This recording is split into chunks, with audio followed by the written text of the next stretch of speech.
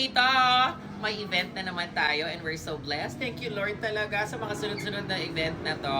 Nandito ulit ako sa Wine Cafe events venue. Dito yan sa One Corporate Center sa Ortigas, Pasig City to host sa napaka gorgeous, super healthy, super groovy na principal slash sobrang superwoman and super mommy, Mommy Thelma Latao, and she's turning 70 today. At dahil dyan, tingnan nyo muna ang requirement ng outfit niya. Dapat ganito daw. Check, check, chakara, taka, chakara, kara. Dapat 70s, 60s, 80s, at retro po ang ating outfit ngayon.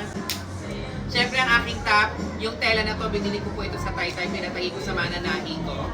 Ito pong belt na to, binili ko po ito sa SM Department Store. At ang itong boots natin ay sa Shein.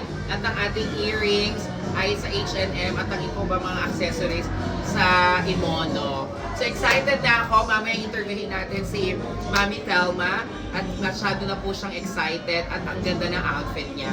Kaya guys, let's group tonight. In the back to the hara. Yun lang guys, at excited na ako na i-cover ang buong event na ito. Excited na rin ako sa mga oldies nating mga bisita. Hello, Tumisita. Bye for now.